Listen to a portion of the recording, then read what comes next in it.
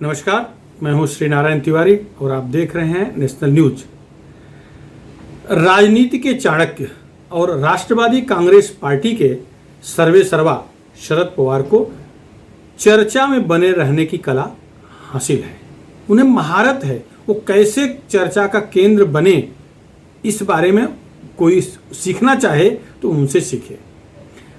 अब देखिए, इस समय नज़दीक कोई चुनाव नहीं है। 2024 से पहले लोकसभा चुनाव होना नहीं है, क्योंकि स्पष्ट बहुमत है। कोई भी संकट केंद्र सरकार के सामने नहीं है, कोई भी राजनीतिक संकट नहीं है। ये सारे विपक्ष एक होकर के भी केंद्र सरकार को एक भी सेंटीमीटर टस से मस नहीं कर सकते। फिर भी इस समय शरद पवार जी ने ऐसी चाल चली है कि पूरे देश का, पूरे मीडिया का फोकस उन पर केंद्रित हो गया है। महाराष्ट्र की राजनीति में तो वो चाणक्य है ही हैं। देखिए ना, 4 सांसद इनकी लोकसभा में हैं, लेकिन चर्चा 400 सांसद के बराबर हो रही है। कुछ लोग, इनके कार्यकर्ता, तो इनमें प्रधानमंत्री बनने की भी इच्छा जता चुके हैं। कार्यकर्ताओं की इच्छा है प्रधानमंत्री बने, इनकी भी इच्छा पहले थी। प्रधानमंत्री बनने के लिए ही तो बार बार ये कांग्रेस को धकिया के बाहर आए हैं, कांग्रेस से निकले हैं। जो भी, खैर, इच्छा पूरी नहीं हो पाई अलग बात है, लेकिन महाराष्ट्र की राजनीति में तो छा गए। भले ही पश्चिम महाराष्ट्र में ही इनका प्रभुत्व रहा हो, पश्चिम महाराष्ट्र में ही इनका एक छत्र राज हो, लेकिन महाराष्ट्र की राजनीति में इनका काट तो नहीं है। अब इस समय जो महाराष्ट्र सरकार बना लिए हैं, ये इनकी देन थी। इन्हीं का दिमाग था कि महाराष्ट्र में 3 विभिन्न विचारधारा वाले दल इकट्ठा आके सरकार चला रहे हैं और ठीक ठाक सरकार चल रही है। अब ये निकले हैं पूरे देश के गैर भाजपाई, गैर कांग्रेसी विचारधारा के लोगों को इकट्ठा करने, थर्ड फ्रंट स्थापित करने गए हैं। अधिकृत तौर पे थर्ड फ्रंट की घोषणा नहीं की गई है, लेकिन दिल्ली स्थित इनके आवास पर मंगलवार की शाम दोपहर बाद जो बैठक हुई, लगभग 2.5 घंटे बैठक चली, उसमें गैर कांग्रेसी माने यूपीए के गैर यूपीए और गैर भाजपाई, गैर एनडीए के लोग वहाँ, करीब 15 संगठनों के लोग वहाँ आए थे। वो अलग बात है कि संगठन के पूरे अंतर्राष्ट्रीय अध्यक्ष भी वही, पूरी कार्यकारिणी ही पूरा उसका संगठन हो, लेकिन ऐसे करीब 15 लोग आए थे। अब उसमें पत्रकार भी बुलाए गए थे, पत्रकार भी थे, पत्तलकार भी थे, जो पत्तल उठाने वाले कार हैं वो भी थे। लेकिन वो कुछ आए कुछ नहीं आए, लेकिन इसके पीछे सोच, मोदी विरोधी जो सोच वाले पत्रकार हैं, इनमें सारे नेताओं में, गैर यूपीए और गैर भाजपाई नेताओं में को प्रमोट करने का, उनका कान भरने का काम यही पत्तलकार लोग कर रहे हैं। और इनका स्वार्थ यह है कि जिस तरह से पहले की यूपीए की सरकारों में, मनमोहन सिंह के राज में या नरसिंह राव जी के राज में, ये लोग विदेशी यात्राएं करते थे, अय्याशियां करने का मौका मिलता था, वह मोदी ने कंप्लीटली बंद कर दिया है। मोदी तो प्रेस कॉन्फ्रेंस भी लेना पसंद नहीं करते। प्रेस कॉन्फ्रेंस भी नहीं हुई है।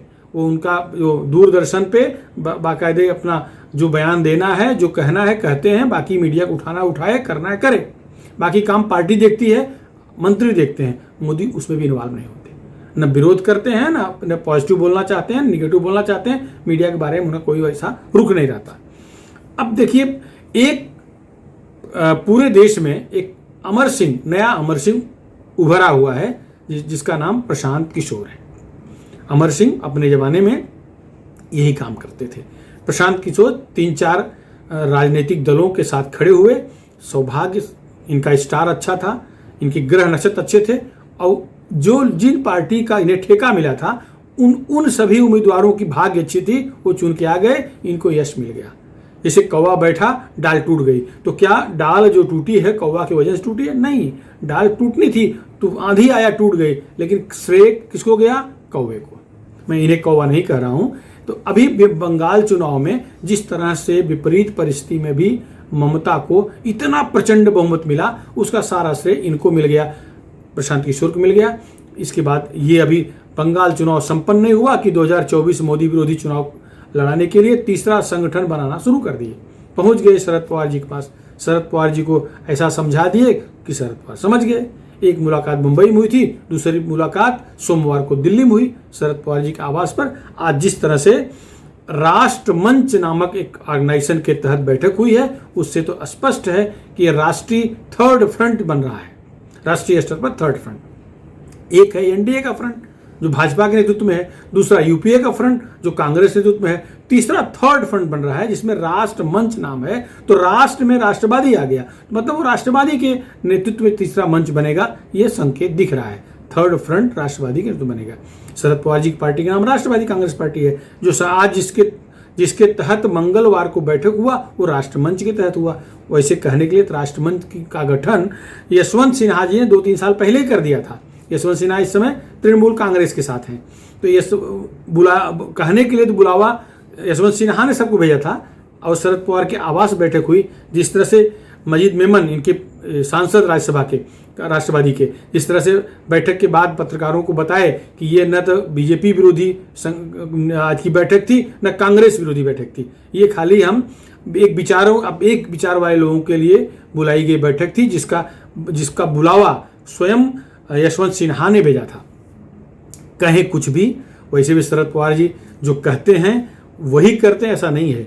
राजनीति में अपनी चाल कभी भी खोली नहीं जाती, ये हर एक के लिए लागू होता है। शरद पवार पर तो विधिवत लागू होता है। शरद पवार के बारे में कोई आकलन कर ले ये असंभव है, क्योंकि राजनीति में कब वो कौन सा गणित खेल देंगे किसी को नहीं पता। अभी तक महाराष्ट्र भाजपा उनको अपना मानती है, शिवसेना अपना मानती है, कांग्रेस भी अपना ही मानती है, और जबकि प्रचार यह किया जाता है कि मोदी उनको बहुत मानते हैं।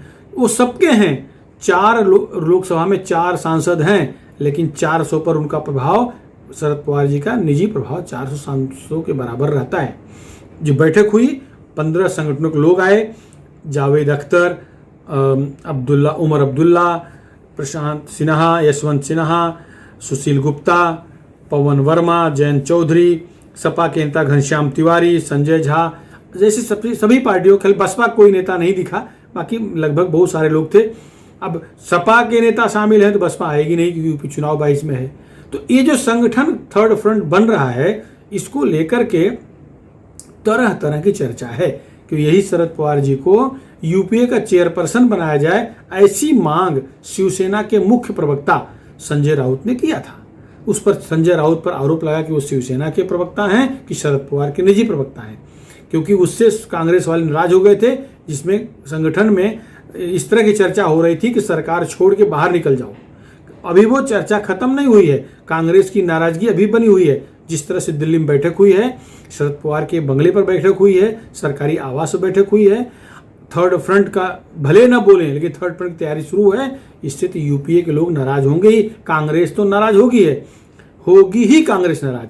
महाराष्ट्र में तो कांग्रेस अकेले चुनाव लड़ने की बात कर रही है। ये भी संभावना जताई जा रही है कांग्रेस सरकार से बाहर भी पड़ जाए, क्योंकि अगर कांग्रेस के प्रदेश अध्यक्ष नाना पटोले, कांग्रेस के मुंबई अध्यक्ष अगर इस तरह से स्वबल पर चुनाव लड़ने की बात कर रहे हैं, तो इसमें निश्चित रूप से केंद्र से उन्हें सहयोग मिल रहा होगा, उनका आला कमान संकेत दिया होगा। वरना अकेले कोई प्रदेश इकाई सरकार में रहते हुए सरकार के खिलाफ ऐसा बोले तो असंभव है।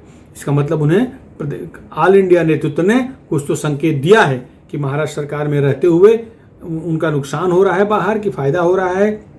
शिवसेना कट्टर हिंदू थी पार्टी, हिंदूवादी पार्टी थी। उनके मुख्यमंत्री आज भी अपने कट्टर राम भक्त कहते हैं। ऐसे राम भक्तों के साथ सरकार में रहना कांग्रेस के लिए फायदेमंद नहीं है, क्योंकि कांग्रेस का जो बड़ा वोट बैंक उत्तर प्रदेश में है वो केवल और केवल मुस्लिम है, और मुस्लिम नाराज होगा तो कांग्रेस की जो 1-2-4 सीट आनी है वो भी नहीं आएगी, क्योंकि कांग्रेस वो नहीं चाहती। कांग्रेस के युवराज राहुल गांधी उत्तर प्रदेश में अपनी पराजय देख का संकेत मिला, तो केरल के मुस्लिम बाहुल जहां 70% मुस्लिम है, ऐसे वायनाड लोकसभा सीट से चुनाव लड़े और चुन के आए। मतलब कांग्रेस का जो सहारा है, कांग्रेस का आसरा है, वो मुस्लिमों का है, मुस्लिम वोट बैंक का है। तो कांग्रेस कभी नहीं चाहेगी कि एक राज्य के लिए वो अपने देश भर का जनाधार खो दे, देश भर के मुस्लिम मतदाता जिन्हें वो अपना मानती खो दे। वो अलग बात है कि मुस्लिम मतदाता ओवैसी के साथ भी उत्तर प्रदेश में समाजवादी पार्टी के साथ बड़ी संख्या में है। अब कांग्रेस साथ कितना है, जिस तरह से कांग्रेस का पतन हो रहा है, ये आप अनुमान लगा सकते हैं। लेकिन कांग्रेस इस भ्रम में है कि उसके साथ मुस्लिम मतदाता हैं। अब देखिए, अब बैठक का जो सुर निकला जो बताया गया वो ये बताया गया कि जिस तरह से देश में राजनीतिक माहौल है, जिस तरह से विपक्षियों को सताया जा रहा है, उसके खिलाफ आपस में मंत्रणा करने के लिए, यंत्रणा करने के, विचार विमर्श करने के लिए ये बैठक बुलाई गई थी।